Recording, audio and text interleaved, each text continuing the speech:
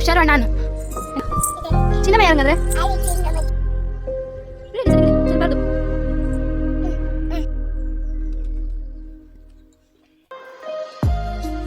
Hello everyone, welcome back to my YouTube channel.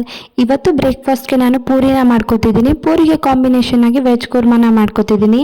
ಮೊದಲಿಗೆ ನಾನಿಲ್ಲಿ ಪೂರಿ ಮಾಡ್ಕೊಳ್ಳೋದಕ್ಕೆ ನಾರ್ಮಲಾಗಿ ಚಪಾತಿ ಹಿಟ್ಟಿಗೆ ಯಾವ ರೀತಿ ಕಲಿಸ್ಕೋತೀವೋ ಅದೇ ಥರ ಗೋಧಿ ಹಿಟ್ಟಿಗೆ ಸ್ವಲ್ಪ ಸಕ್ಕರೆ ಮತ್ತು ಉಪ್ಪನ್ನು ಆ್ಯಡ್ ಮಾಡ್ಕೊಂಡು ಈ ಥರ ಸ್ವಲ್ಪ ಸಾಫ್ಟಾಗಿ ಕಲಸಿ ಎತ್ತಿಟ್ಕೋತಾ ಇದ್ದೀನಿ.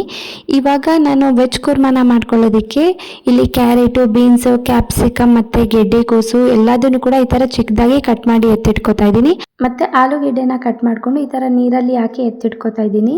ನೀವು ಇದೇ ತರಕಾರಿನ ಹಾಕೋಬೇಕು ಅಂತೇನಿಲ್ಲ, ಯಾವ ತರಕಾರಿನೂ ಕೂಡ ಹಾಕೊಂಡು ಮಾಡ್ಕೋಬೋದು.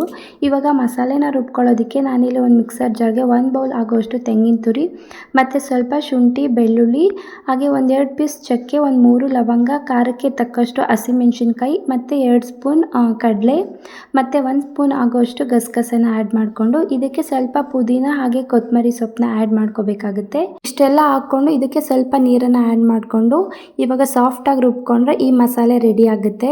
ಈ ವೆಜ್ ಕುರ್ಮಾಗೆ ನೀವು ಯಾವುದೇ ಥರ ಮಸಾಲ ಪೌಡರ್ ಯೂಸ್ ಮಾಡೋದೇನು ಬೇಕಾಗಿಲ್ಲ. ಇಷ್ಟನ್ನ ಹಾಕ್ಕೊಂಡ್ರೆ ಸಾಕು, ತುಂಬ ಟೇಸ್ಟಿಯಾಗಿ ವೆಜ್ ಕುರ್ಮಾ ರೆಡಿ ಆಗುತ್ತೆ.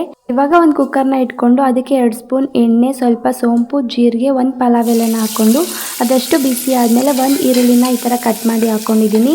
ಈರುಳ್ಳಿ ಎಲ್ಲ ಸಾಫ್ಟಾಗಿ ಬೆಂದಮೇಲೆ ನಾನು 1 ಬೌಲ್ ಆಗೋಷ್ಟು ಹಸಿ ಬಟಾಣಿನ ಹಾಕ್ಕೋತಿದ್ದೀನಿ. ಹಸಿ ಬಟಾಣಿ ಹಾಕಿದಷ್ಟು ತುಂಬ ಟೇಸ್ಟ್ ಚೆನ್ನಾಗಿರುತ್ತೆ. ಹಸಿ ಬಟಾಣಿ ಇಲ್ಲ ಅಂತಂದರೆ ನೀವು ನೈಟೇ ಬಟಾಣಿನ ನೆನೆಸಿಟ್ಟು ಬೆಳಗ್ಗೆ ಯೂಸ್ ಮಾಡ್ಕೋಬೋದು. ಬಟಾಣಿ ನೀವು ಎಷ್ಟು ಹಾಕ್ತೀರೋ ಅಷ್ಟೂ ಕೂಡ ತುಂಬ ಚೆನ್ನಾಗಿರುತ್ತೆ. ಬಟಾಣಿ ಎಲ್ಲ ಸಾಫ್ಟ್ ಆದಮೇಲೆ ಕಟ್ ಮಾಡಿ ಇಟ್ಟಿದ್ದಂಥ ಎಲ್ಲ ತರಕಾರಿ ಮತ್ತು 1 ಟೊಮ್ಯಾಟೋನ ಈ ಥರ ಕಟ್ ಮಾಡಿ ಹಾಕ್ಕೊಂಡಿದ್ದೀನಿ. ಹಾಗೆ ತರಕಾರಿ ಬೇಯೋದಕ್ಕೆ ಉಪ್ಪನ್ನು ಆ್ಯಡ್ ಮಾಡಿಕೊಂಡು ಎಣ್ಣೆನಲ್ಲೇ ತರಕಾರಿ ಈ ಥರ ಸ್ವಲ್ಪ ಫ್ರೈ ಮಾಡ್ಕೋಬೇಕಾಗುತ್ತೆ. ಆ್ಯಂಡ್ ಆಲೂಗೆಡ್ಡೆನ ಮಾಡಿಬಿಟ್ಟಿದೆ. ಇವಾಗ ಆಲೂಗೆಡ್ಡೆನ ಸೇರಿಸ್ಕೊಂಡು ಮತ್ತೆ 1-2 ಮಿನಿಟ್ಸ್ ಆಗೋಷ್ಟು ಲೋ ಫ್ಲೇಮಲ್ಲಿ ನಾನು ಈ ಥರ ಎಣ್ಣೆನಲ್ಲೇ ತರಕಾರಿ ಎಲ್ಲ ಫ್ರೈ ಮಾಡ್ಕೊತಿದ್ದೀನಿ. ಇವಾಗ ಸ್ವಲ್ಪ ಒಂದು 30% ತರಕಾರಿ ಎಲ್ಲ ಫ್ರೈ ಆದಮೇಲೆ ರುಬ್ಬಿಟ್ಟಿದ್ದಂಥ ಮಸಾಲೆನೆಲ್ಲ ಆ್ಯಡ್ ಮಾಡಿಕೊಂಡು 1 ಗ್ಲಾಸಷ್ಟು ನೀರನ್ನ ಆ್ಯಡ್ ಮಾಡ್ಕೊಂಡಿದ್ದೀನಿ. ಸ್ವಲ್ಪ ನಾನು ತಿಕ್ಕಾಗೆ ಮಾಡ್ಕೊತಿದ್ದೀನಿ. ಕಡಲೆ ಹಾಕಿರೋದ್ರಿಂದ ಗ್ರೇವಿ ಇದು ತಿಕ್ಕಾಗೆ ಬರುತ್ತೆ. ನಿಮ್ಗೆ ಎಷ್ಟು ಬೇಕೋ ಕನ್ಸಿಸ್ಟೆನ್ಸಿ ಅಷ್ಟನ್ನು ನೀರನ್ನ ಆ್ಯಡ್ ಮಾಡಿಕೊಂಡು ಕುಕ್ಕರ್ ಲಿಡ್ನ ಕ್ಲೋಸ್ ಮಾಡ್ಕೊಂಡು 1 or 2 ವಿಷಲ್ನ ಕೂಗಿಸ್ಕೊಂಡ್ರೆ ಸಾಕು.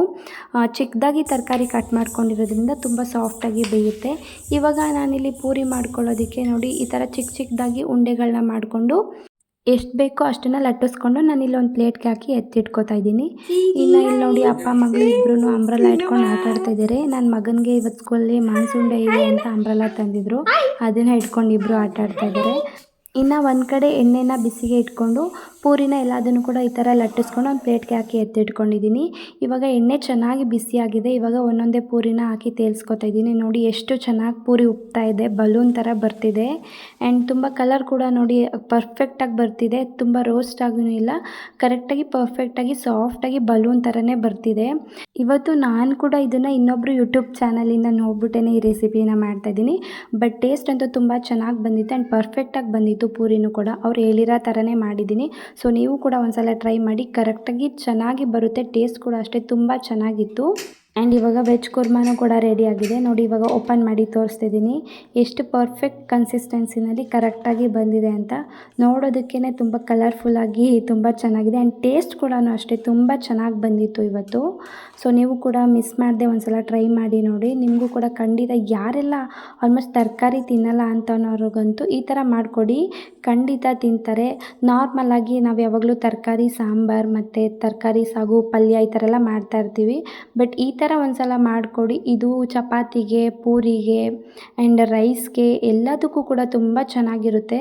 ಒಂದ್ಸಲ ಟ್ರೈ ಮಾಡಿ, ಮಿಸ್ ಮಾಡದೆ ಟ್ರೈ ಮಾಡಿ, ತುಂಬ ಚೆನ್ನಾಗಿರುತ್ತೆ ಟೇಸ್ಟ್ ಅಂತೂ. ಆ್ಯಂಡ್ ಯಾವ ರೀತಿ ಬಂತು ಅಂತ ಕಮೆಂಟ್ ಮಾಡಿ ತಿಳಿಸಿ. ಹಾಗೆ ಇನ್ನಷ್ಟು ಇದೇ ಥರ ಹೊಸ ರೆಸಿಪೀಸ್ಗೆ ನನ್ನ ವಿಡಿಯೋನ ಸಬ್ಸ್ಕ್ರೈಬ್ ಮಾಡಿ, ಹಾಗೆ ಲೈಕ್ ಮಾಡಿ, ಕಮೆಂಟ್ ಮಾಡಿ, ಶೇರ್ ಮಾಡಿ, ಪ್ಲೀಸ್ ಸಪೋರ್ಟ್ ಮಾಡಿ.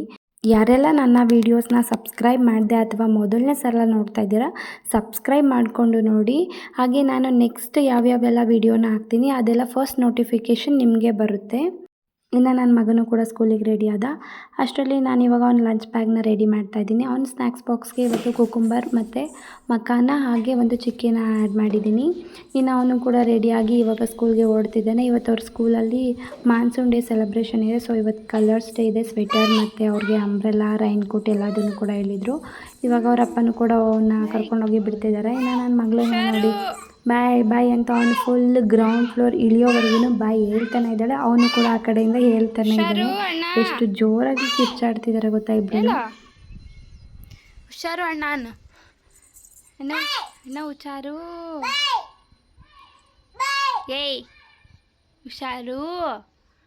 ನಿನ್ನ ಹೆಸರು ಏನಮ್ಮ? ಚಿನ್ನಮ್ಮ ಯಾರು? ಚಿನ್ನಮ್ಮ ಯಾರಂಗಾದ್ರೆ? ಚಿನ್ನಮ್ಮ ಯಾರು? ನಾನು ಚಿನ್ನಮ್ಮ. ಹೋದ್ರು.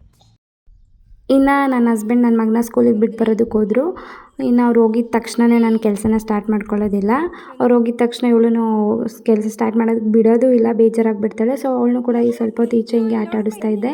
ಅಲ್ಲಿ ಇರುವೆ ಇತ್ತು. ಸೊ ಅದಕ್ಕೆ ನಾನು ಒನ್ ಟೈಮ್ ಸಕ್ಕರೆ ಹಾಕಿದ್ದೀನ ನೋಡಿಕೊಂಡು ಇವಾಗ ಸಕ್ಕರೆ ಹಾಕು ಅಂತ ಹೇಳ್ತಾ ಇದ್ದಾಳೆ ನನಗೆ. ಏನಮ್ಮ? ಏನು ಹಾಕ್ಬೇಕಮ್ಮ? ಹಾಂ, ಸಕ್ಕರೆ ಹಾಕ್ಬೇಕಾ? ಮಿಮ್ಮಿ ಬರ್ತೋದು. ನೀನೇ ಹಾಕು, ತಂಬೋಗು.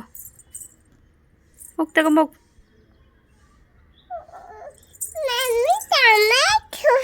ನೀನು ತಾಂಬ ಹೋಗು. ನೀನು ತಾಂಬ ಹೋಗು ಮಮ್ಮಿ. ಏನು ಏನಮ್ಮ? ಯಾಕೆ ಯಾಕಮ್ಮ? ಇನ್ನು ಮುಖನೂ ತೊಳೆದಿಲ್ಲ, ತುಂಬ ಕೆಟ್ಟದಾಗ ಕಾಣ್ತಾ ಇದ್ದೀನಿ. ಆ್ಯಂಡ್ ಇವಾಗ ಹೋಗಿ ಸಕ್ಕರೆ ತರೋವರೆಗೂ ಬಿಡಲಿಲ್ಲ. ಅವಳು ಹೋಗಿ ಸಕ್ಕರೆ ತಂದು ನೋಡಿ ಕೊಡ್ತಾಯಿದ್ದೀನಿ. ತೊಗೊಂಡೋಗಿ ಹಾಕ್ತಾವಳೆ. ಎಷ್ಟು ಹಾಕಿದ್ರೂ ಬಿಡ್ತಾ ಇಲ್ಲ. ಇನ್ನೂ ಹಾಕು ಅಂತ ಇಸ್ಕೊಂಡೋಗಿ ಹಾಕ್ತಾನೆ ಇದ್ದಾಳೆ ಆವಾಗಿಂದನು. ಹಾಕ್ದಾ? ಗಿಡಿ ಸರಿ ಗಿಡಿ ಚೆಲ್ಬಾರ್ದು. ಆ ಕಡೆ ಹಾಕು. ಹಾಕ್ದಾ? ಏನು ತಿಂತಾ ಇದೆಯಾ? ನೀನೇ ತಿಂತಾ ಇದೆಯಾ? ಇರ್ಬೇಕು ಹಾಕು ಅಂದರೆ ನೀನೇ ತಿನ್ಬಿಟ್ಟ ಚಿನ್ನಮ್ಮ. ತಿನ್ಬಾರ್ದು ಚಾಕು. ಬಾಯಿ ನಿನ್ನೆ ಆಗುತ್ತೆ. ಅಲ್ಲೂ ನೋಡಿ ಅಲ್ಲೂ. ಇನ್ನು ನನ್ನ ಹಸ್ಬೆಂಡ್ ಕೂಡ ನನ್ನ ಮಗನ ಸ್ಕೂಲಿಗೆ ಬಿಟ್ಟು ಬಂದು ಅವರು ಕೂಡ ಟಿಫನ್ ಮಾಡಿಕೊಂಡು ನನ್ನ ಮಗಳನ್ನ ಕರ್ಕೊಂಡು ನಮ್ಮ ಅತ್ತೆ ಮನೆ ಹತ್ರ ಬಿಟ್ಬಿಟ್ಟು ಅವ್ರು ಕೆಲಸಕ್ಕೆ ಓಡ್ತಿದ್ದಾರೆ. ನಾನು ಹೇಳಿದೆ ಕರ್ಕೊಂಡೋಗಿ ಬಿಡಿ, ಸ್ವಲ್ಪ ಕೆಲಸ ಇದೆ ಜಾಸ್ತಿ ಅಂತ ಅಂದ್ಬಿಟ್ಟು. ಅವಳು ಇದ್ಬಿಟ್ರೆ ನನಗೇನು ಕೆಲಸ ಮಾಡೋದಕ್ಕೆ ಬಿಡೋದಿಲ್ಲ. ಸೊ ಅವರು ಕರ್ಕೊಂಡೋದ್ರು. ಇನ್ನು ಹಾಗೆ ನನ್ನ ಮೈದನೂ ಕೂಡ ಅವ್ರು ಹೋಗೋ ಟೈಮ್ಗೆ ಬಂದರು. ನಮ್ಮ ಅತ್ತೆ ಅಲ್ಲಿಂದ ಸ್ವಲ್ಪ ತರಕಾರಿ ಮತ್ತು ಹಲಸಿನಣ್ಣು ಎಲ್ಲದನ್ನು ಕೂಡ ಕೊಟ್ಟು ಕಳಿಸಿದ್ರು. ಅದನ್ನು ಕೂಡ ಇಸ್ಕೊಂಡು ನಾನೇ ಮೇಲೆ ಬಂದು ಸ್ವಲ್ಪ ತರಕಾರಿ ಎಲ್ಲ ಕ್ಲೀನ್ ಮಾಡಿ ಎತ್ತಿಟ್ಕೊಂಡು ಮತ್ತು ಮಧ್ಯಾಹ್ನದ ಅಡುಗೆಗೆ ರೆಡಿ ಮಾಡ್ಕೋಬೇಕಿತ್ತು. ಸೊ ಇನ್ನು ಪಾತ್ರೆ ಎಲ್ಲ ಇತ್ತು, ಅದನ್ನು ಕೂಡ ತೊಳೆದು ಮತ್ತು ಎಣ್ಣೆ ಬಾಟ್ಲುಗಳೆಲ್ಲ ಇತ್ತು, ಅದು ಕೂಡ ಖಾಲಿಯಾಗಿತ್ತು. ಅದನ್ನು ಕೂಡ ಬಿಸಿನೀರಿಗೆ ಸ್ವಲ್ಪ ವಿಮ್ ಜೆಲ್ನ ಹಾಕಿ ಈ ಥರ ತೊಳೆದು ಎತ್ತಿಟ್ಕೊಂಡು ಎಣ್ಣೆ ಕೂಡ ರಿಫಿಲ್ ಮಾಡಿ ಎತ್ತಿಟ್ಕೊಂಡೆ. ಸೊ ಇವತ್ತಿನ ವಿಡಿಯೋ ಇಷ್ಟ ಆಗಿರುತ್ತೆ. ಇದೆಲ್ಲ ನಿಮ್ಗೆ ಇಷ್ಟ ಆಯಿತು ಅಂದರೆ ಪ್ಲೀಸ್ ಒಂದು ಲೈಕ್ ಮಾಡಿ, ಕಮೆಂಟ್ ಮಾಡಿ, ಹಾಗೆ ಸಬ್ಸ್ಕ್ರೈಬ್ ಮಾಡ್ಕೊಂಡು ನೋಡಿ. ವಿಡಿಯೋ ಯಾವ ರೀತಿ ಇತ್ತು ಅಂತ ಕಮೆಂಟ್ ಮಾಡಿ ತಿಳಿಸಿ. And thank you for watching. Bye bye.